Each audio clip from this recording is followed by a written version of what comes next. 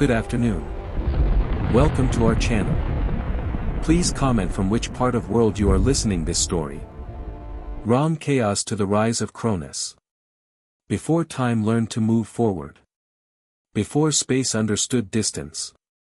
Before even silence knew how to exist. There was nothing. Not darkness. Not emptiness as the human mind imagines it. This nothingness had no edges. No direction. No memory. The ancients gave it a name, not because it asked for one, but because the human soul cannot face the unnamed. They called it chaos.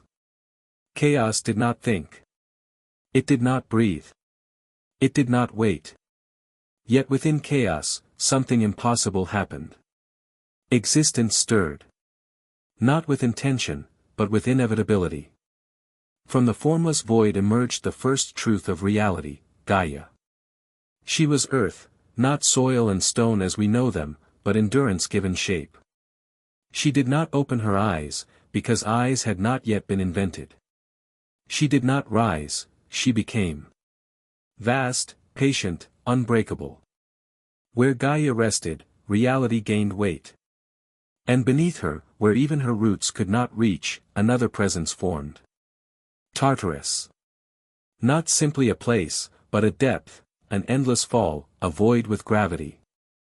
A reminder that existence, once born, would always cast a shadow. And then came Eros. Not love. Not romance. But the force that pulls what is separate into union. The hunger of creation itself. Without Eros, nothing would ever touch, merge, or grow. The universe had taken its first breath. Still, it remained incomplete. From chaos drifted Nyx, the living night. She wrapped herself around the world like a cloak, thick and soundless. Beside her came Erebus, the gloom of deep places, where light would one day fear to enter. When night and darkness entwined, something miraculous occurred.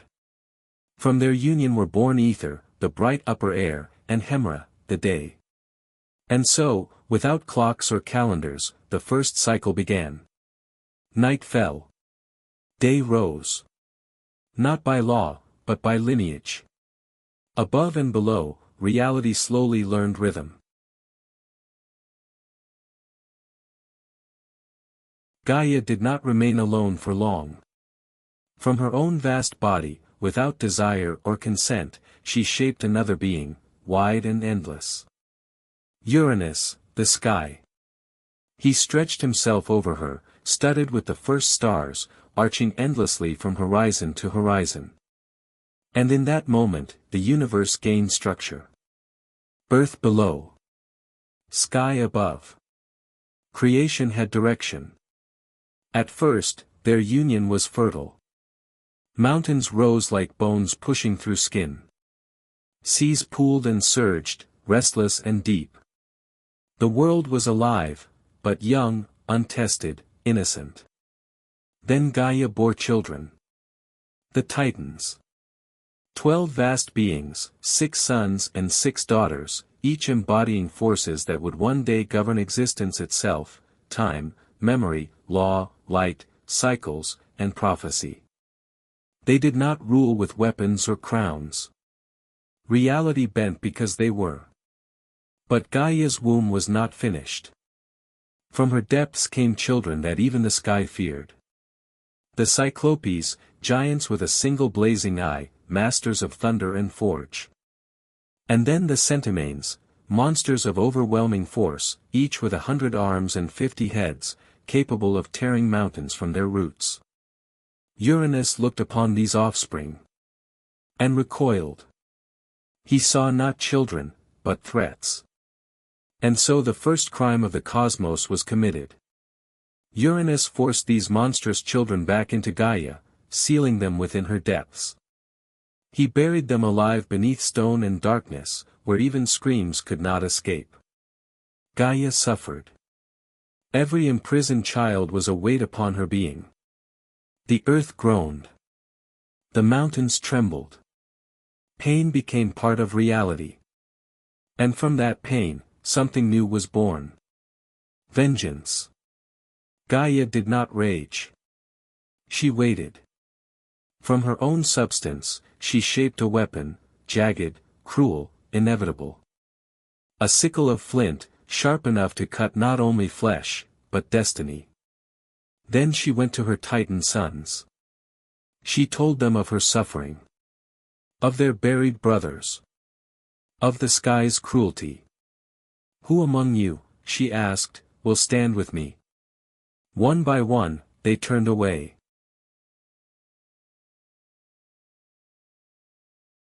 Some feared Uranus. Some feared change. Some feared what power might demand in return. All, except one. The youngest Titan remained. Cronus. He was not the strongest. Not the loudest. But he listened. And when Gaia placed the sickle into his hands, he did not hesitate. The trap was set. When Uranus descended once more to cover the earth, Cronus struck from hiding. The blade rose, and fell.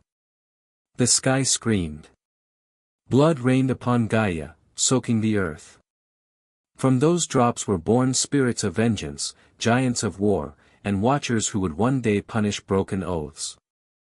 Cronus cast what remained of his father into the sea.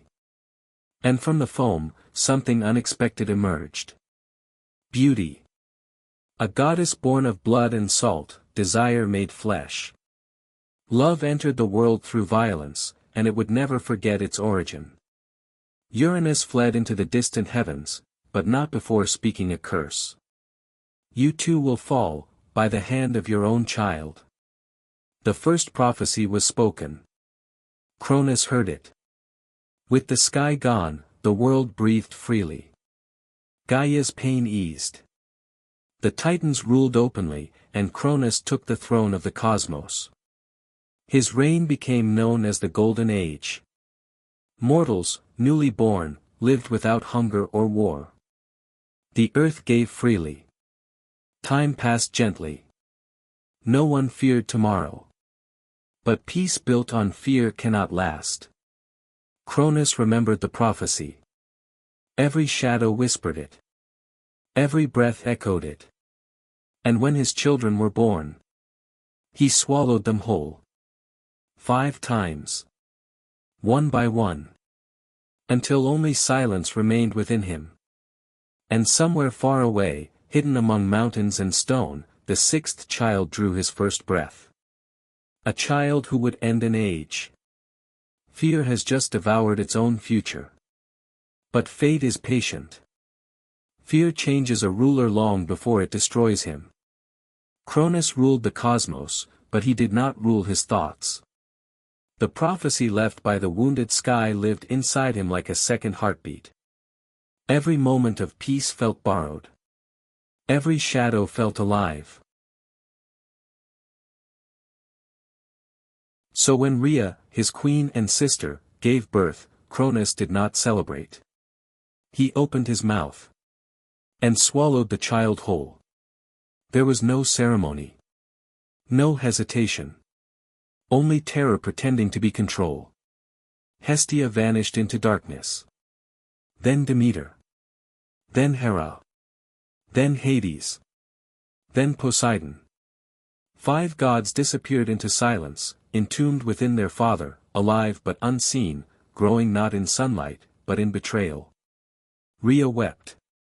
Her tears fell upon the earth, and Gaia felt them. Mother to mother, pain spoke without words.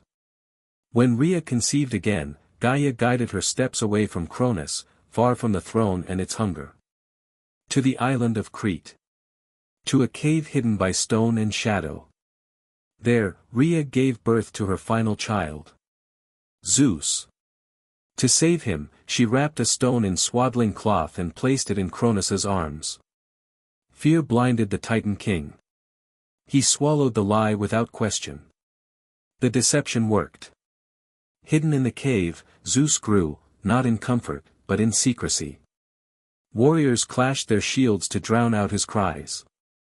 A divine goat nourished him. Thunder stirred in his sleep. He did not learn fear. He learned waiting. Years passed. The Golden Age continued on the surface, but beneath it, destiny sharpened its edge. When Zeus reached his strength, Gaia whispered truths into his dreams. He learned of his siblings. Of the prophecy. Of the throne built on fear. And so Zeus returned. Not as a conqueror. As a servant. Disguised and unrecognized, he entered Cronus's halls. He poured wine for his father, mixing within it a potion brewed with ancient knowledge, slow, bitter, unavoidable. Cronus drank. The earth shuddered. One by one, the swallowed gods emerged, fully grown, radiant, furious. They stood together for the first time, bound not by childhood, but by shared betrayal. The silence ended. Cronus roared, and the Titans answered. Thus began the titanomachy. For 10 years, the universe burned. Mountains were torn from their roots and hurled like stones. Seas rose and swallowed land. Fire rained from the sky. The air screamed with thunder and rage. The Titans held Mount Othrys, ancient, scarred, relentless. The Olympians claimed Mount Olympus, young, unbroken, defiant. Brother fought brother. Sister turned against sister. The world itself became a weapon. Yet the war stalled. Raw power met raw power, and neither side could claim victory. Zeus learned what Cronus never had. Strength alone is never enough. At Gaia's urging, Zeus descended into Tartarus, the abyss beneath the world. There he found his imprisoned uncles, the Cyclopes and the hundred-handed giants, still chained by ancient fear. He broke their bonds.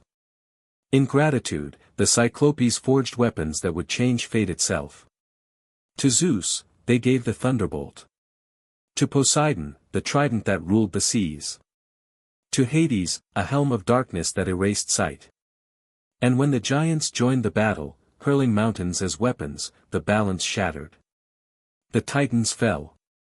Cronus was defeated, not slain, but bound in chains forged by those he once feared. Cast into Tartarus, the prophecy was fulfilled. The sky cleared. The war ended. Zeus stood victorious, but victory brought division.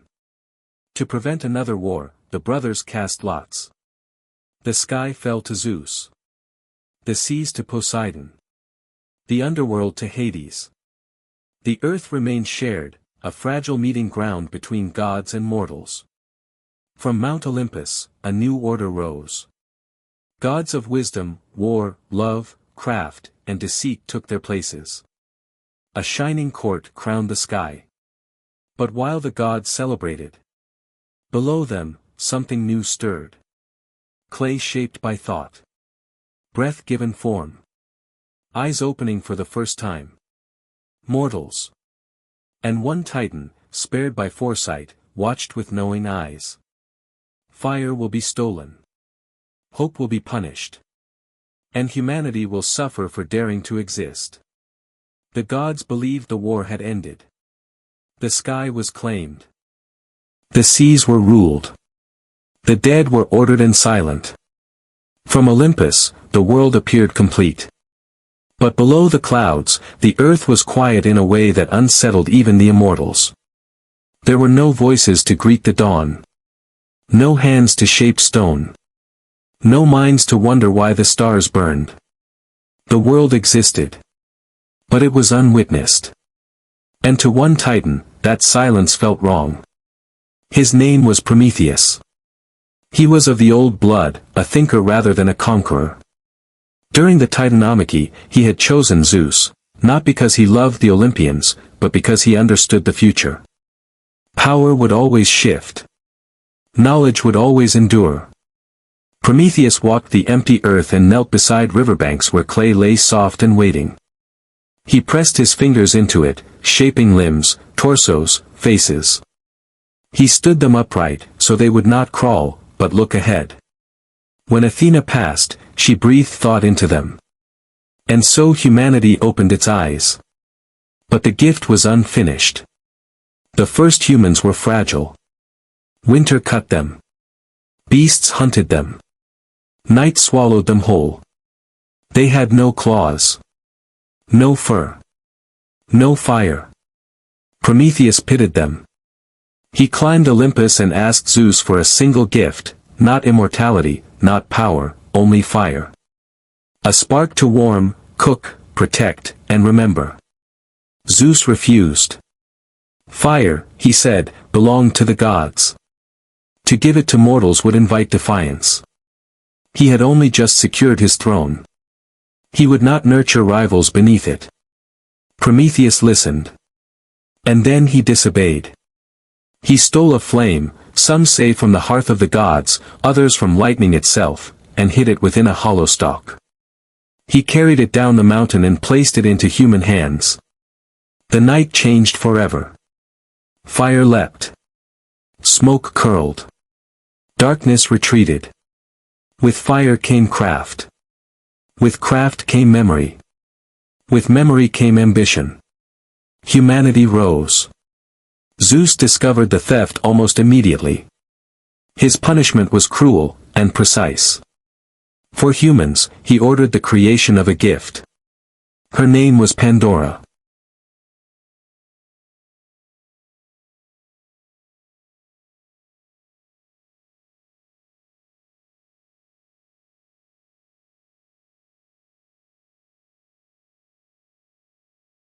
Each god gave her something: beauty, charm, curiosity, persuasion. She was sent to mankind with a sealed jar and a warning never to open it. She did. From it spilled disease, grief, envy, war, and death. Humanity learned suffering in a single breath. Only one thing remained inside: hope. Prometheus was chained to a mountain at the edge of the world. Each day, an eagle tore at his liver. Each night, it grew back. Endless pain for endless defiance. Yet Prometheus did not beg. Because he knew a secret, one Zeus feared more than rebellion. A prophecy. One day, Zeus himself would fall, not by war, but by his own blood. Below, humanity endured. They passed through ages. The Golden Age, when the earth gave freely. The Silver Age, when pride grew. The Bronze Age, when war ruled. And finally, the Age of Heroes. Born from gods and mortals, heroes rose, bridges between heaven and earth. The first was Perseus. A king once asked an oracle how to secure his future. The answer sealed it instead: his daughter's son would be his death. Fear drove him to imprison his daughter, Danae. But prophecy does not need doors. Zeus came as golden rain. Perseus was born. The child and his mother were cast into the sea, but fate carried them safely to shore. Perseus grew swift and strong. When a cruel king demanded the head of Medusa, the Gorgon whose gaze turned men to stone, Perseus accepted. The gods aided him. Athena lent a mirrored shield. Hermes gave winged sandals. Hidden nymphs offered a helm of invisibility. Guided by reflection, Perseus struck Medusa as she slept. From her blood sprang Pegasus, the winged horse, beauty born from horror. Perseus saved Andromeda, ended a tyrant's reign, and fulfilled prophecy without intent. Fate claimed its due. From his bloodline would rise another. Stronger. More tragic. Unbreakable, and broken. Strength will not save him. Love will not protect him. And even the gods will fear what he becomes.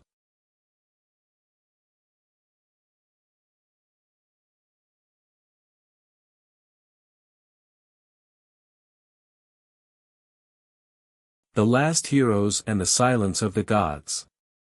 Some heroes are remembered for what they conquered. Others are remembered for what they endured. But there was one whose life proved a cruel truth of the world. That divine blood does not bring mercy. Only expectation. His name was Heracles.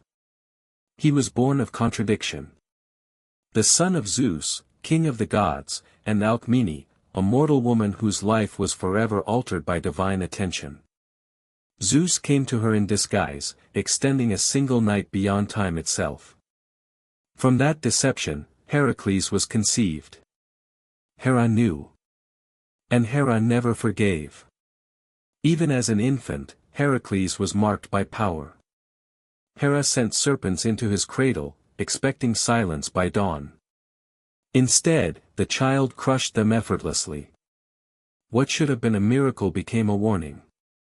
This child would survive. But survival would be its own punishment. As Heracles grew, his strength became legend. He defended cities. He ended wars. He married and had children. For a brief moment, the world allowed him peace. Then Hera struck again. She clouded his mind with madness. In a moment he could not control, Heracles slaughtered his own wife and children. When clarity returned, he stood alone amid blood and silence, holding weapons that no longer felt like his own. The gods did not answer his screams. Seeking redemption, Heracles went to the oracle of Delphi. The verdict was merciless: he must serve King Eurystheus and complete labors designed not to honor him, but to break him. There would be 12. He strangled the Nemean lion with his bare hands. He burned the immortal heads of the Hydra. He captured sacred beasts without shedding blood. He cleaned stables by redirecting rivers themselves. He journeyed to the edge of the world. He held up the sky. He descended into the underworld and wrestled Death's guardian without weapons. Each labor stripped something from him: pride, anger, hope. Yet when the final task ended, redemption was granted. But peace never followed. In the end, it was not a monster that killed Heracles, but poison soaked into a tunic through tragic mistake. As his flesh burned, he built his own funeral pyre. When the flames rose, Zeus intervened. Heracles was lifted from mortality. He became a god. Strength had not saved him. Suffering had shaped him. And the world moved on. The next hero would not conquer through muscle, but through order. His name was Theseus. Born between mortal king and sea god, Theseus was destined not to fight chaos, but to end it. When he set out for Athens, he chose the dangerous road and cleansed it of monsters who preyed on travelers. He did not merely kill them. He mirrored their cruelty back upon them. When Athens bowed to Crete, sending youths to die in the labyrinth, Theseus volunteered, not as sacrifice, but as judgment. Inside the maze, guided by a simple thread, he faced the Minotaur, a creature born of divine punishment and human arrogance. There were no words. Only breath, blood, and stone. When the beast fell, fear lost its throne. Theseus returned to rule Athens. He unified the city. Laws replaced terror. Civilization rose, not from divine command, but human reason. Yet even builders fail. In grief and forgetfulness, Theseus caused his father's death. Kingship came not as triumph, but as burden. And slowly, something changed. Heroes became rarer. Gods walked the earth less often. The age of heroes faded. The gods did not disappear. They stepped back. The world entered its final age. The age of iron. Mortals labored from dawn to dusk. Oaths broke. Trust faded. Justice bent beneath power. Where monsters once roamed, men became monsters themselves. The gods watched. Zeus ruled from afar. Poseidon stirred the seas. Hades kept the dead in order. But intervention became rare. Mortals still told stories. Of a golden age without hunger. Of heroes who defied fate. Of gods who loved and destroyed in equal measure. Those stories became memory. Memory became myth. And myth became warning. Fire still burned. Fields still grew. Children still listened beneath the stars. Prometheus had been right. Humanity would suffer. But it would endure. A world ruled by gods is predictable. A world ruled by heroes is temporary. But a world ruled by mortals, that world can change itself. So when thunder rolls, when the sea rages, when the earth trembles, some say the gods are reminding humanity they still exist. Others say they are listening, waiting to see what mortals will become without them. This is not the end of the story. Only the end of the beginning. So rest now. And when you return, we will listen again to the echoes of myth and time.